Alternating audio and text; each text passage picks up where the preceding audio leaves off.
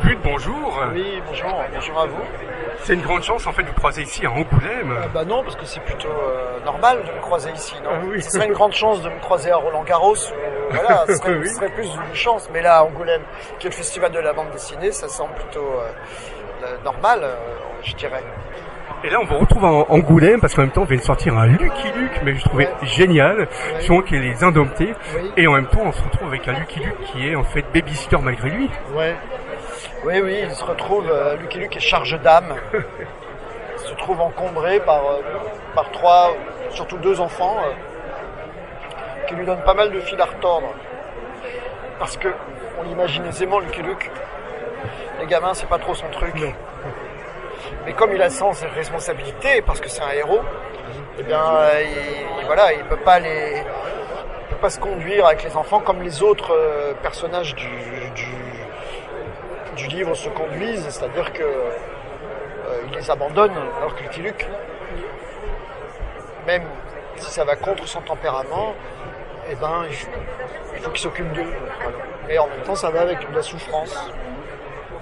Et ce que j'ai bien aimé, parce qu'on trouve la petite fillette qui veut mettre en fait au garde à vous Lucky Luke avec son fusil à son petit frère, et manque de bol en fait, avant il vient de mettre son grand frère en prison, et toute l'aventure commence comme ça.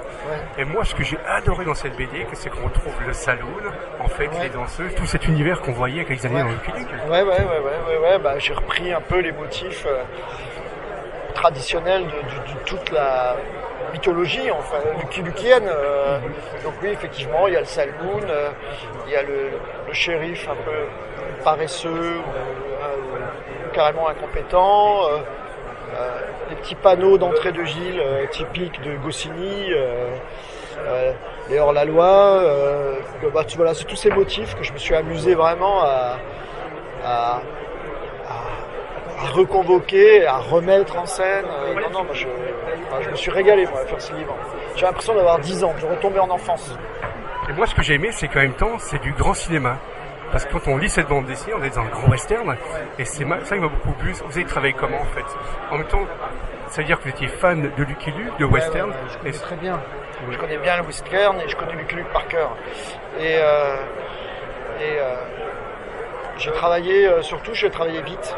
Parce que j'ai essayé de retrouver l'espèce de rythme de Goscinny et Maurice, une espèce de vivacité, de travailler simplement et j'allais dire presque sans se retourner. Donc c'est un album qui s'est fait dans une grande vivacité. 1 mois pour l'écrire et 7 mois pour le dessiner. Ah, c'était très rapide. Très rapide, ouais. Et pour vous, qui est Lucky Luke? Du reste, cette bande dessinée, c'était quoi? C'était un grand frère? C'était un ami? Quand vous le dessinez, c'était qui pour vous? C'est un héros, j'aime beaucoup les héros. C'est parce que j'aime beaucoup les héros parce qu'ils me rassurent. J'ai besoin d'eux. Et par exemple, on dénigre Tintin. On dit que Tintin n'est pas intéressant. Les personnages qui sont vraiment qui attirent l'attention, c'est l'entourage de Tintin. Les seconds rôles truculents. Mais moi je suis pas d'accord, j'aime beaucoup Tintin, j'aime beaucoup Lucky Luke, j'aime beaucoup les héros, j'ai besoin d'eux. Ils m'apaisent. Mais en parlant de grands héros de la bande dessinée, moi je me rappelle, vous avez fait une superbe reprise de Tiff et Tondu. Tiff et Tondu, oui. Ah ouais, Tiff et Tondu qui sont quand même, c'est pas la même chose parce qu'ils sont malheureusement bien oubliés. Vous voyez, quand je travaillais sur Tiff et Tondu, j'étais obligé d'expliquer à mes interlocuteurs ce que c'était. Alors qu'en travaillant sur Lucky Luke, j'ai pas eu ce souci parce que c'est un héros vraiment populaire, connu de tous. Alors que Tiff et Tondu, j'étais obligé de me justifier à chaque fois. Bon, après, on travaille pas sur une reprise, une relecture, une variation parce que le personnage est connu. Voilà, c'est parce que on a envie de se, presque d'une certaine manière, on a envie de revenir vers son âge d'innocence. On a envie de revenir vers le lecteur qu'on était au moment où on était émerveillé par ces héros et par ces récits et par ces albums, quoi. Et dernière question, là vous êtes en fait plaisir, vous faites Tiff et Tondu, justement Lucky Luke. Quel est en fait votre personnage que vous aimeriez en fait de faire revivre en bande dessinée? Qu'est-ce que j'aimerais faire revivre? Oh, écoutez, je sais pas trop. Non, mais Lucky Luke, là, pour moi, c'était un peu le sommet. Voilà.